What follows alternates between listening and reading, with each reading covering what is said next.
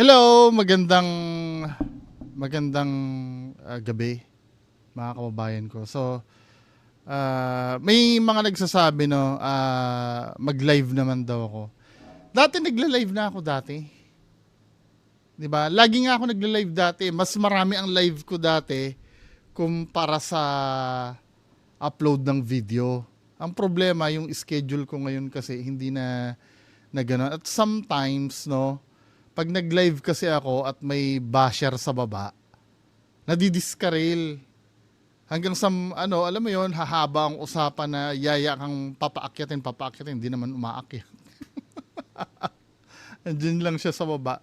Then meron dito nagsabi sa akin, Sir Bungo, pwede nyo bang pakinggan to kahit off-cam? Curious lang ako kung ano masasabi nyo, taga Bulacan din po nagsulat. It's all about aswang tsaka witchcraft. Sige nga, panoorin ko to. Ano yung specific video nito, ma'am? Ma'am Jenin Sebastian. Alin dito specific na video? Kasi kung ito ay story lang, baka fictional lang ito. I mean, ano bang ano dahil meron namang fictional na hango sa logical na explanation sa aswang, no? Sige, bigyan mo nga ako dito. Ano ba, ma'am, dito yung specific na kailangan kong pakinggan? I-paki-comment po sa baba. Then, sige, hanap tayo ng shoutout ulit, no? Shout out. Shout out. Shout out, shout out, shout out. Ayaw mag-respond ng keyboard ko. Ma'am Vivian Fernandez from Batasan, Quezon City. Carlo Taendo. Salamat. Salamat din. Loco Camo. Si Loco Camo. Ano name mo, sir? Lagi mo yung name mo. Tapos from Aklan. Taga dyan ngayon yung kuya ko sa Aklan eh. Napangasawa niya kasi taga Aklan. Saan ka sa Aklan? Kasi baka one of these days, within this year siguro makapunta ako dyan. Nandiyan din ang nanay ko ngayon eh. Nag-migrate sila from Mindoro. Si Sir Domingo Arador, hello po. Mami Malagenya, from Malabon, Manila. Ma'am Eva Santos, walking in Japan, tara na. Akala ko, Japanese itong name, Tarana. Pala Tarana. Walking in Japan, tara na. Shoutout po sa Libre family and Berdin family. Uy! Mahilig siguro maglibre tong pamilya na to. Libre family eh. Siguro panay ang kantsaw nito doon sa mga anak pag nagpapasok sa school. Oy, ano yan yung manlilibre. At Libre family at Berdin family daw. Mindset matters. Sabi ni Ma'am Jenin Sebastian, hello sir, mo pa shout out po Mike Lucas, pati na rin kambal ko na si Michael Lucas from Seattle, Washington. Bago lang ako sa channel mo, thank you sa mga videos mo, yan ang pinapanood ko. 10-hour shift sa work. Sabi ni Big Yellow Birdie, Boss B, pa-react ng OTR, shout out, much love for Kainta. Ano tong nasa, ay si ano ba to? Si Paranormal Philippines. I'm sure. Ito, ano to? Yung mga sinabi niya dito, shorten ko na ng reaction, no? Yung most of yung mga sinabi niya hindi eh. Pero yung mga sinabi niya dito, katulad yung sa TV, yung dadagdagan ng yung dadramahan, totoo yun. Kasi ano eh, di ba nireakan natin yung kay Sleng, tsaka si Sir Jing Relano, yung kay Sleng, pag walang nakita dun sa dun sa video daw, dadramahan nila at sisingitan nila ng video na hindi sa kanila. Nag-set up sila rempad, hindi daw tumunog, sisingitan. Tapos, tinuturuan sila kung ano isasagot nila. Totoo yun, yung sinabi doon sa OTR na yun. However, yung iba kasi, expert kasi yung nagsasalita doon eh. Hindi ko pwedeng tabunan yun or hindi eh. Marami din nag-request sa akin yan. Yun lang. Pero dun sa KMJS part, 'di ba? Dun sa KMJS part ay ano ba 'yun? Tinanong ko si Sir Ed doon, hindi naman daw siya tinuturo ang magsalita. At yung tinutukoy diyan, kasi may personal na ano na away sila. Ayoko magpaka-chismis, no. Yan si Theophilus kasi sa Paranormal Philippines. May personal away sila nila Sir Ed. Na-discuss na sa akin ni Ma'am Jade Martin yan. Kaibigan ko si Ma'am Jade Martin before. Papakita ko sa inyo ha. Year 2021 ba? 2020. Uma-attend ako sa live ni Ma'am Jade Martin. Na-mention na yan na may galit sila kay Sir Ed. Kasi sa pagkakaalam ko chismis kasi ito eh. Mahirap kasi pang himasukan ng personal. Pero ang ilalabas ko na lang, yung sinabi sa public. Ha? Siyempre bias ako towards Sir Ed, kaibigan ko yun eh. Kaibigan ko din si Ma'am Jade Martin. 'Di ba? Personal ang galit nila sa isa't isa. Ito yan. Anyway, I have so many things against KMJS kasi ilang beses ako nag-appear dyan. Ang problema kasi sa kanila, nagpi-feature sila ng mga tao na hindi nila bina-background check mabuti. Katulad Totoo yun. Rudy Baldwin, matagal na palang pinapatik Si Rudy Baldwin, yun ang tinutukoy ni Ma'am eh. daw ng CIDG yung Facebook niya kasi nga marami siyang pinopost na hindi talaga karapat-dapat. Wait lang ito si Ma'am Jade Martin kasi, patay na to eh. Ito yung, isa ito sa grupo ito nila, Sir Ed. 'Di ba? Pini-picture pa rin. Anyway, I have so many things against KMJS kasi ilang beses ako nag-appear dyan.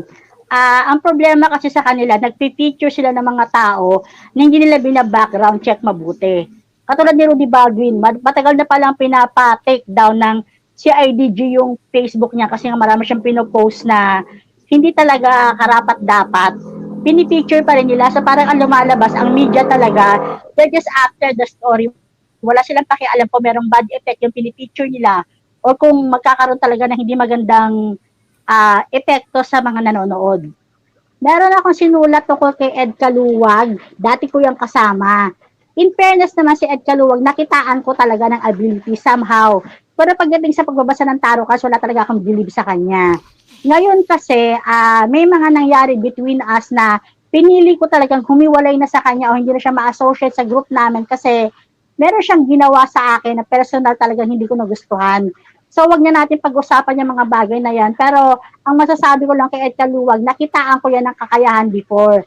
Kaya lang, bilang tao kasi na hindi ko alam baka na-focus na rin siya sa pera, na-focus na rin siya sa mga kasikatan, whatever, sa ambisyon niya, napalitan si Jaime Licauco, para na out of focus na rin, medyo pumapalpak na. Pero before, nung humble pa siya, in fairness, nakitaan ko talaga siya ng kakayahan. So, sa ngayon, hindi ko masasabi kung legit pa rin siya o hindi. Pero before, yes. So, napanood nyo yan, di ba? Ito kasi si Ma'am Jade Martin, kagrupo niya itong nagsasalita sa off the record. Si Theophilus. Kagrupo. Then si Sir Ed Kaluwag ay humiwalay sa kanila. Kasi mga grupo ito ng mga paranormal enthusiast eh. Now, naging kaibigan ko kasi ito si Ma'am Jade Martin. Nakikita niya naman daw na ability si Sir Ed. Pero dahil dun sa personal nilang alitan. Kasi for me, invalid yun na ipang discredit mo dun sa ability ng tao, yung personal yung alitan eh. Whatever it is, sinabi niya naman sa akin yun. At si Sir Ed din naman, nagpaliwanag din naman sa akin tungkol dyan. Ayoko na lang, di ba, personal nila yan eh. Pero parehas ko silang kaibigan, yun lang. Kasi alam ko din naman dito sa OTR na to, yung pinaparinggan ni Theophilus dito ay si Sir Ed yun. 'Di ba? Kung ano man yung opinion ni Theophilus do sa off the record, labas na ako doon. Pero regarding dun sa yung sinasabi niya na totoo daw ba na yung nilalagyan ng drama, kinuwento din sa akin ni Ma'am Jade Martin yun. Yung nilalagyan ng drama, yung sa tawag dito, sa pag nag-guest sila. Napatunayan naman natin yung kay Sleng eh. Yung sila ng Rated Corina, di ba? Tinuturuan sila kung paano sila sumagot sa tanong at ano ba yung mga pagka wala daw nangyari, sisingitan na lang daw nila ng video na may nangyayari. 'Di ba? Yun yung sa Rated Corina. Pero kinausap ko naman si Sir Ed, 'di ba? Hindi naman daw siya pinakikialaman ng KMJS sa dapat niyang sabihin. Pero kayo pa rin ayokong i-discredit ang kung sino-sino kasi syempre pagkausap ko yung isa, sasabihin niya totoo siya. Pagkausap ko yung isa, sasabihin niya totoo siya. 'Di ba? Pero may sarili akong paghuhusga sa mga ganyan. Kaya lang wala ako sa posisyon para ilabas 'yun sa publiko. Sa akin na lang 'yun. 'Di ba? Anyway, patuloy tayo sa pag-shout out. 'Di ba? Pero yung na reaction ko dito sa OTR na to, totoo 'yun. Nangyayari sa mga TV 'yun, yung sinabi niya na dinadagdagan ng betchin para mas nakakatat. Kasi ipapalabas kasi 'yun eh. Kasi kung boring yung ipapalabas mo, hindi ka panonoorin. Ang nakikita ko na lang problem sa KMJS na dinadagdag nila, may time na ang reklamo sa akin ni Sir Ed, may time na pinuputol naman yung pahayag ni Sir Ed. Pag nagpapaka-skeptic si Sir Ed, pinuputol daw ng KMJS, ang ilalathala lang daw nila yung pabor si Sir Ed. Anyway, next, shout out Junes TV 65. Si Aisa Daguno from Mindoro. Ikaw ba yung taga Bungabong? Sir Jeffrey De La Cruz, hello. Janjan Vakal, hello. Good night bago ka matulog. Usagi, hello. Ma'am Eva Santos. Erwin Esguera from Calamba, Laguna. Esguera family.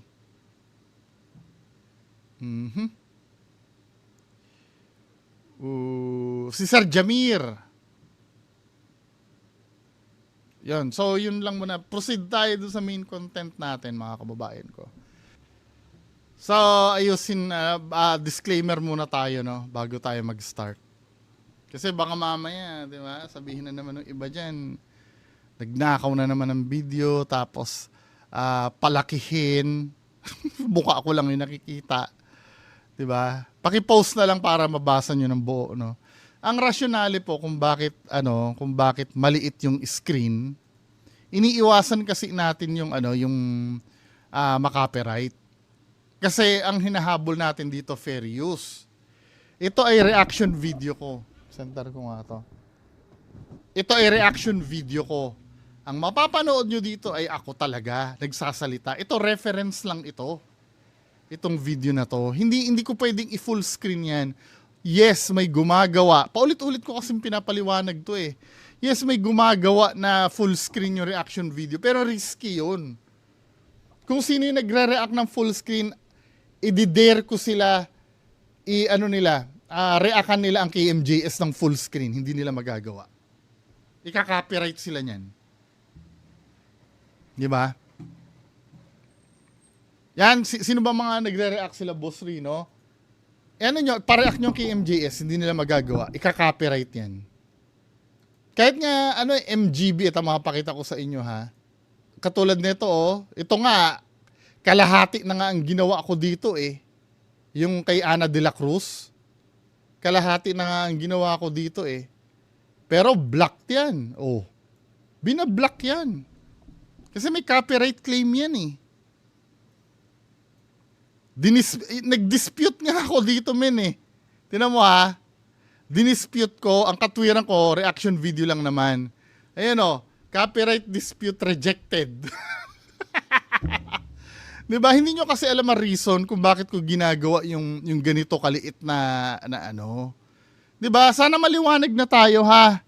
Wala na yung paulit-ulit na lang na Meron may mga ibang video pumapayag. Kaya lang, dun tayo sa mismong pinaka-safe para hindi i-block yung video natin. Kasi pag buo kasi ang video, may chance na pwede kang i-copyright ng may-ari eh. Yun ang iiwasan natin. Ha? Okay na tayo. Wala na magsasabi na pwedeng paliitan mo yung yung screen mo. Gusto namin makita. Kung gusto nyo pong makita na buong buo ang nire-react ko, pumunta po kayo sa channel nung may-ari ng video. Malinaw po tayo. Kasi paulit-ulit na lang tong problema na to eh. Para kasing hindi maglalabas lang ako na sama ng loob. Para kasing hindi nyo naiintindihan eh. Sino ba yung mga nagko-comment sa akin, iko-call out ko nga. Tingnan mo, katulad nito, no? Sabi ni Athlene, ba't po naka-blurred yung gilid ng screen? Kasi sumobra ako dun sa pinapakita eh. Nung binlurred ko, pinayagan na akong ipakita. 'Di ba?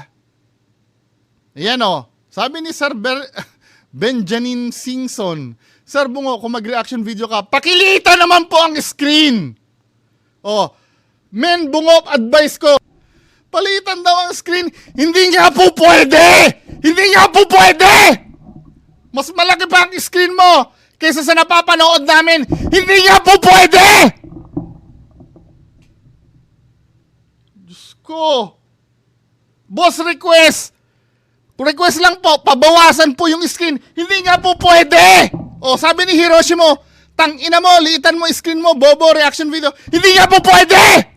Dahil pag malaki ang screen, may chance na ikaka-copyright ako nung may-ari.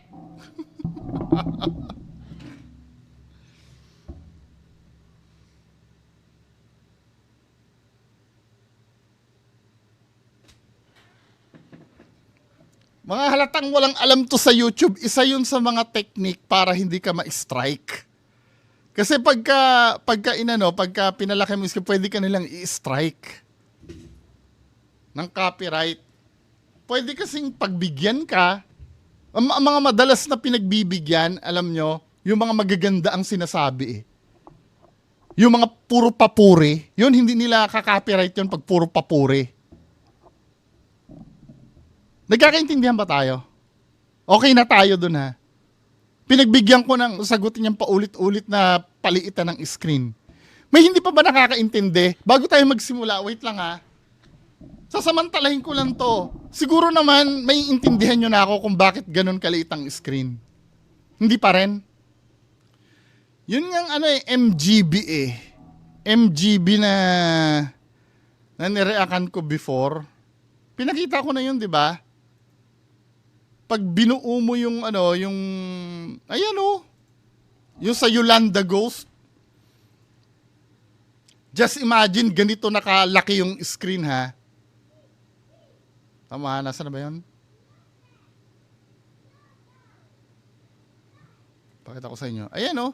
Just imagine, ito na yung screen, malaki. Medyo maliit-liit na yan. Si Noli Di Castro, pero yung copyright niyan, men. Oh. Yan oh, content use, content type. Video can't be monetized at revenue paid to the claimant. Yung revenue kasi nang kikitain. Although na pinayagan ako dito, no? Pinayagan naman ako dito ng MGB. Pero yung monetization, yung kita ng video na yan ay mapupunta sa MGB. Unfair naman yun. Kasi ako nagpakahirap eh. Kaya gumagawa tayo ng paraan para hindi tayo makopyright. Okay na? Okay na tayo? Pinaglaanan ko na ng explanation yan ha. Baka may magsabi na naman na naliitan na naman yung yung screen ko. Hindi ako tutuloy dito hangga't hindi nyo naiintindihan ako doon sa sinasabi ko.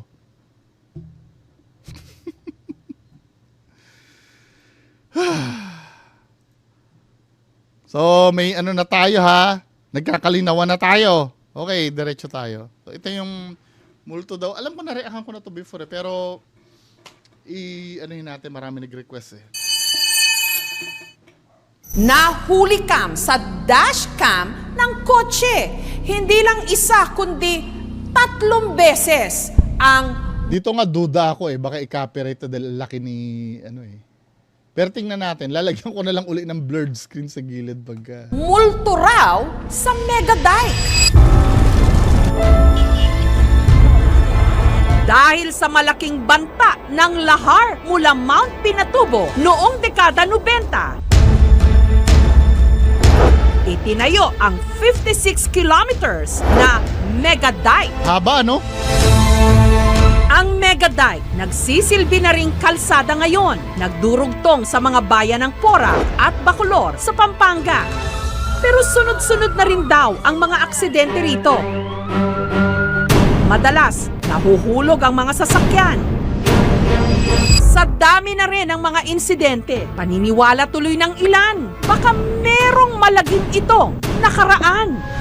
Diba?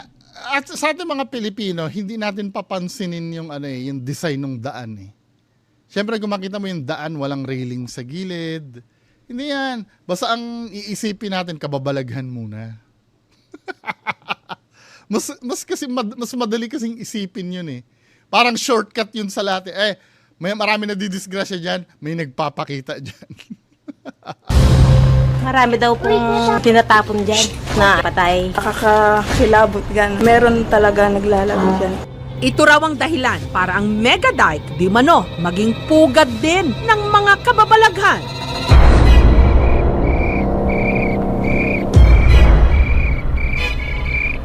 Late na natapos si Ronnie sa trabaho niya noon sa warehouse. Kaya mag-isa na lang daw siyang naglalakad noon sa Mega Dike pauwi. Saktong alas 12 nung dyan ako dito sa Megadike. Tetext ako. Kausap pala yung misis ko. Maya-maya pa, Parang iniila yung kadena. Paglingon ko, wala naman akong nakikita. Hindi na to, sabi ko. Takbo ako sa buzzer.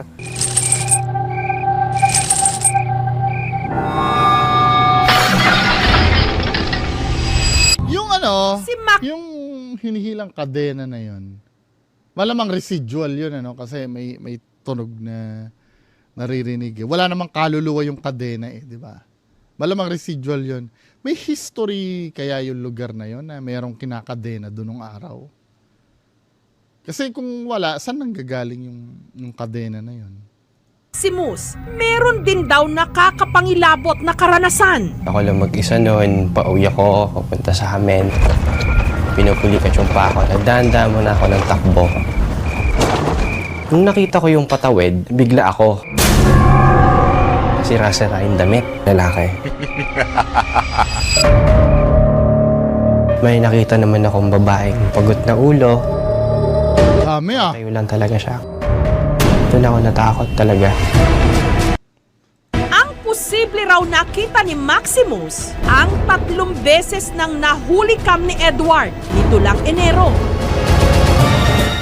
Yung pagsasalita niya, parang may scriptan ako.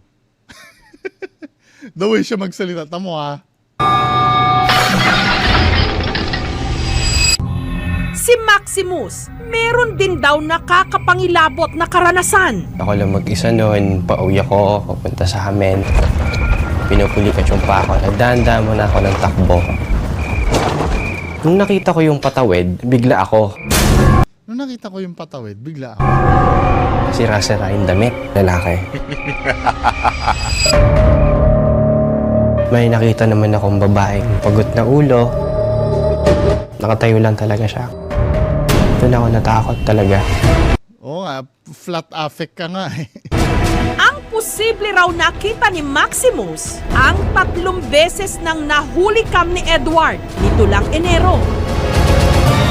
Yung tumawid, parehas po yung suot nung nakita ko last 2 years. Parehas na parehas po sila. Pero ano nga ba ang nakunan ni Edward? Sa pagkakaalam ko, totoong tao yun eh. Na naglalakad dun eh.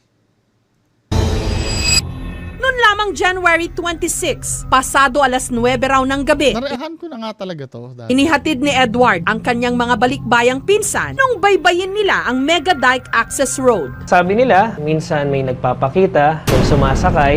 Pero maya-maya lang, meron silang nakita. Naglalakad siya na parang may hawak-hawak na something. Pagkahatid sa kanyang mga pinsan, mag-isa nang bumiyahe pabalik si Edward at kinailangan niya uling dumaan sa Mega Dike kung saan meron daw siyang nakasalubong. Wala siyang ulo. Parang lumulutang siya. parang may pasan-pasan siya sa likod. Pero nung nireview ko mismo yung dashcam ko, doon lalo akong mas may naramdamang kakaiba. Pag in-slow mo siya, pag pinost mo siya, makikita ko mismo sa video, wala siyang ulo. May ano yata yon, saklob. Kasi kung titingnan mo, kung walang ulo ito, no, dapat dito pa lang putol na yan eh. 'Di ba? Buo pa yung ano niya eh. Makalipas ang isang linggo, muling dumaan si Edward sa Mega Dike. May tao nakaupo doon, Dana. Di nga, anong oras? 2026? Oo. Nakita niya na may taong nakapula sa gilid ng bangin. Nireview ko ulit yung dashcam at nakita ko nga na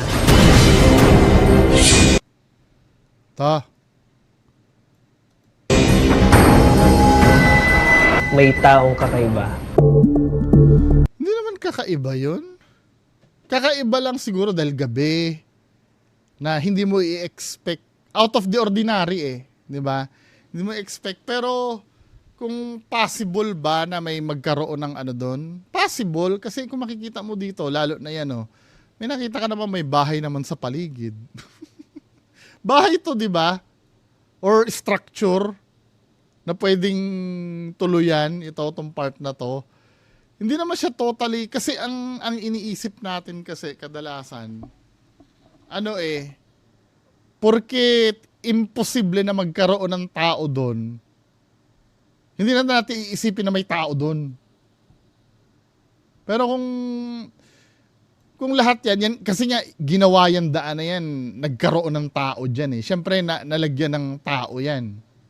Di ba nung ginawa yung daan? I mean, may possibility na may maglakad talaga dyan. Kaya nga may daan eh. Sa first video, diyan namin nakita yung tao na kakaiba. Sa palagay namin walang ulo o may pasan-pasan. Dito ako tumatakbo nung gabi na nakita ko yung second video. Mapapansin nyo, dire-diretso lang yung takbo ko. Wala namang ganong bahay. Questionable sa akin kung paano ko nakita yung tumawid ng alanganin. Makikita nyo, from the third video, wala namang kabahay-bahay, napakalawak. Hindi ko alam kung saan ang galing nakapula. Kung possible. Wala daw ka bahay-bahay, yun pa nga may natatanaw dun sa may banda eh. sa province kasi, malayuan talaga ang lakad nun. Kahit sa Mindoro ganyan eh, yung mga mangyan. Talaga naglalakad yun. Hindi na nga nagbabas minsan eh, yung mga taga dun eh. Naglalakad lang talaga sila. Wala pang tsinelas minsan ha. Hindi ko alam kung saan ang galing nakapula. Kung possible na nandito siya, wala namang katao-tao dapat siyang tungtungan.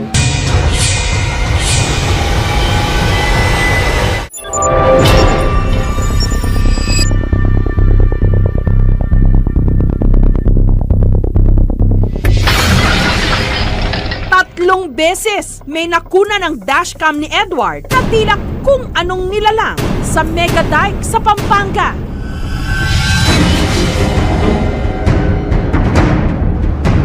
Sa pagbaybay ng aming team sa Mega Dike, meron din kaya silang makukunan? Pasado 9:00 ng gabi, nito lang Biyernes, Maaga pa yan. wala nang sasakyan sa kalsada. Ilang saglit pa, may nakasalubong ang aming team. Gabi po kami dito. Punta po kami Lara. Ipinakita Tapos sasabihin mo, imposible. Di ba doon tayo nagkakaroon ng problem eh. Sasabihin niya, imposible, wala namang dito, wala namang kabahayan dito. Pero may naglalakad, di ba? So meaning, plausible na mayroon talagang maglakad doon. Kasi yung KMJS team mismo, naka-encounter na mga totoong taong naglalakad eh. Di ba? rin namin sa Bacolor Police ang mga nakunang video. Ang nakunan sa pangalawang video ni Edward noong gabi ng January 26, nakilala nila at positibo sila. Hindi ito multo, kundi tao. Kilala siya doon sa area ng Maliwalo as a local scavenger nga. So at around 10 o'clock of January 26, that was the day before nangyari nga yung insidente, He was still seen roaming around dun sa area. Pero ang lalaki, matapos itong makunan nung gabi ng January 26, na hit and run. Yun. Kasi talagang trabaho niyang magpakalat-kalat talaga dun. Diba? Now, may reason na para magmulto siya dun. Po yung physical description niya, yung clothing niya, yung positive po na siya yung biktima natin ng arrest. Oh, checkered nga, oh. Diba? Baka yung mga ibang video siya rin yun eh. Homicide. We already have the suspect. Panawagan ng mga otoridad, iwasan ng maglakad sa mega dike, lalo na sa gabi. Pinapaalalahanan Ito din naman, sa gitna pa kasi naglalakad si kuya. nilang mga motorista na sundin ang 60 kilometers per hour na speed limit. Samantala, kumbinsido rin ang mga pulis na ang ibang nakunan ng video ni Edward, mga tao rin lang. Sa paligid daw kasi ng mega dike, maraming bahay. Diba? Meron talaga. Kasi alam mo, hindi nyo pwede sabihin na, saan ba yung pag, hindi nyo pwede sabihin na walang ka, diba? Kasi yung paglalakad kasi nila, malayuan din naman. Maaring ikaw nalalayuan ka, pero sa mga taga-probinsya, malapit lang yan. Yung mga ganyang lakarin. Sa around 150 to 100 meters pa talaga yung residential areas dyan. Definitely tao, but sa ngayon masasabi natin na most likely one of the residents yan na nagpapahangin or perhaps kasi yung area ng Megadike mahina ang signal dyan ng both networks. So for you to get a better reception ng signal, you'll go high ground. Kung kukuha ng signal, ba't aakit ka pa sa mega dike? Sinabi na nga ng pulis anak ng patola naman na ipipilit pa rin talaga. Sometimes yung mga kababayan natin, ipipilit pa rin. Kung ano yung unang pinaniwalaan nila, ipipilit pa rin. Sumablay na nga yung mga unang video mo na-identify na nga na scavenger yon. Ipipilit mo pa rin, anak ng patola. Kung totoong talagang tao sila. Kahit papaano, naliliwanagan tayo dun sa mga nangyari for the previous... Diba, hindi mo pwedeng kukuha lang ba na signal? Hindi ba, wala ba silang karapatang umupo doon sa gilid ng paano kung halimbawa nagtampo yon? Nagtampo. Wala ba siya karapatan umupo sa gilid ng daan? Ikaw naman, parang minsan ang confirmation bias natin, mas ipipilit natin yung talagang sa hindi makatotohanan, mailusot lang yung unang pinag-investa natin ng feelings, no? Weeks dahil napagtatanto natin ngayon na tao pala talaga yon. Yun nga lang, nandun yung malungkot na part kasi hindi natin inaasahan na magiging cause pa nga ng aksidente. Ngayon, pag nakita uli siya, multo na siguro yon kasi deads na siya kung same na damit. Isang madilim at mahabang daan, hindi ba't madalas din lumilikot ang ating isipan? Nagkakatakutan. Pero sa pagbaybay sa anumang daan, kailangan ng iba yung pag-iingat para maiwasan ang anumang disgrasya. Hindi yon kababalaghan. Correct! Thank you for watching, mga kapuso. Kung nagustuhan So, yun lang ang inyong request. Magandang gabi sa inyong lahat. Bye-bye.